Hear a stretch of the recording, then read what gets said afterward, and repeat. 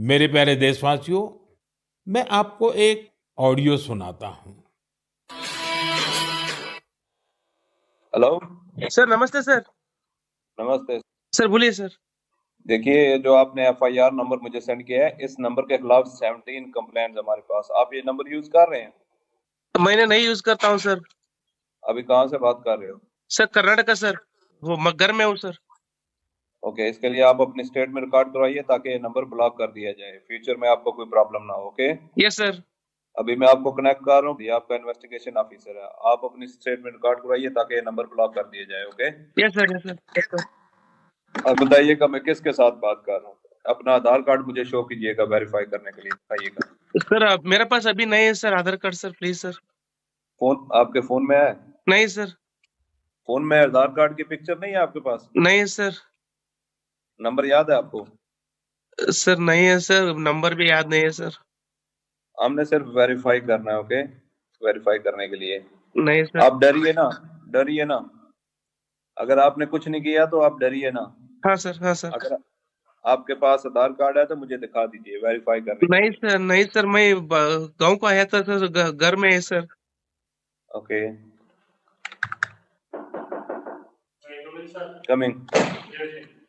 जय हिंद। इस व्यक्ति के वन साइड वीडियो का रिकॉर्ड करो as per the protocol. Okay, ये ऑडियो सिर्फ जानकारी के लिए नहीं, ये कोई मनोरंजन वाला ऑडियो नहीं है। एक गहरी चिंता को लेकर के ऑडियो आया है। आपने अभी जो बातचीत सुनी, वो डिजिटल अरेस्ट के फरेब की है। ये बातचीत एक पीड़ित और फ्रॉड करने वाले के बीच हुई है।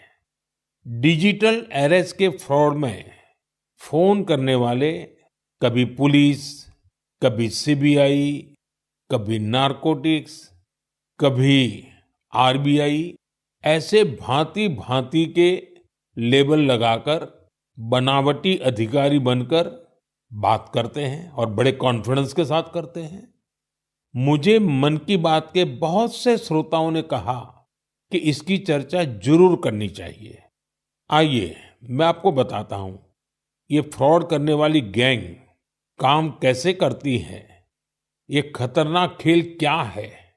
आपको भी समझना बहुत जरूरी है, औरों को भी समझाना उतना ही आवश्यक है।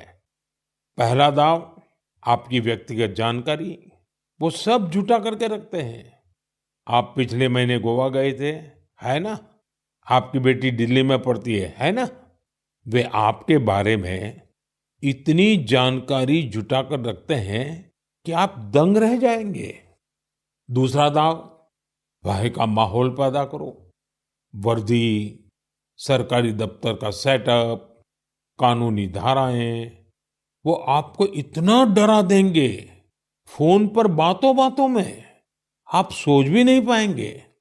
और फिर उनका तीसरा दाव शुरू होता है। तीसरा दाव, समय का दबाव। अभी फैसला करना होगा, वरना आपको गिरफ्तार करना पड़ेगा। ये लोग पीड़ित पर इतना मनोवैज्ञानिक दबाव बना देते हैं कि वो सहम जाता है। डिजिटल अरेस्ट के शिकार होने वालों में हर वर्ग, हर उम्र के लोग हैं। लोगों ने डर की वजह से अपनी मेहनत से कमाए हुए लाखों रुपए गंवा दिए हैं। कभी भी आपको इस तरह का कोई कॉल आए तो आपको डरना नहीं है। आपको पता होना चाहिए, कोई भी जांच एजेंसी फोन कॉल या वीडियो कॉल पर इस तरह पूछताछ कभी भी नहीं करती। मैं आपको डिजिटल सुरक्षा के 3 चरण बताता हूं। ये 3 चरण है: रुको, सोचो, एक्शन लो। कॉल आते ही रुको, घबराए नहीं, शांत रहे, जल्दबाजी में कोई कदम न उठाएं, किसी को अपनी व्यक्तिगत जानकारी न दें। संभव हो तो स्क्रीनशॉट लें और रिकॉर्डिंग जरूर करें। इसके बाद आता है दूसरा चरण। पहला चरण था रुको, दूसरा चरण है सोचो।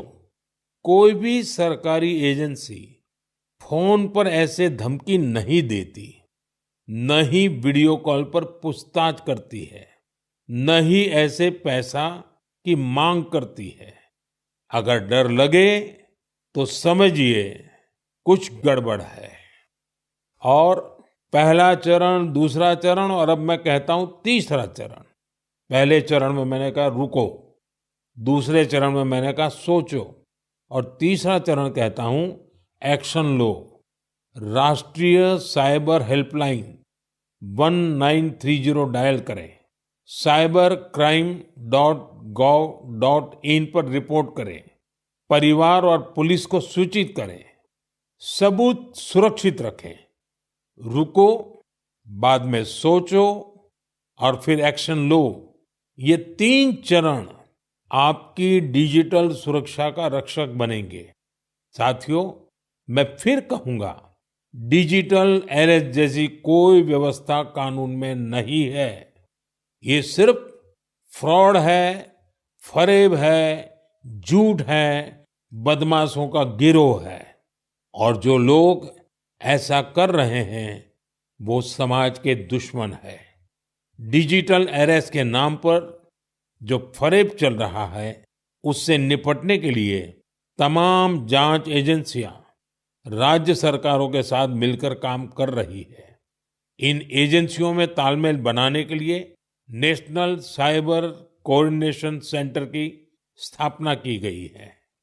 एजेंसियों की तरफ से ऐसे फ्रॉड करने वाली हजारों वीडियो कॉलिंग आईडी को ब्लॉक किया गया है। लाखों सिम कार्ड, मोबाइल फोन और बैंक अकाउंट्स को भी ब्लॉक किया गया है। एजेंसियां अपना काम कर रही है, लेकिन डिजिटल अरेस्ट के नाम पर हो रहे स्कैम से बचने के लिए बहुत जरूरी है हर किसी की जागरूकता, हर नागरिक की जागरूकता। जो लोग भी इस तरह के साइबर फ्रॉड का शिकार होते हैं, उन्हें ज्यादा से ज्यादा लोगों को इसके बारे में बताना चाहिए। आप जागरूकता के लिए सेफ डिजिटल इंडिया का प्रयोग कर सकते हैं। मैं स्कूलों और कॉलेजों को भी कहूंगा कि साइबर स्कैम के खिलाफ मुहिम में छात्रों को भी जोड़े। समाज में सबके प्रयासों से ही हम इस चुनौती का मुकाबला कर सकते हैं।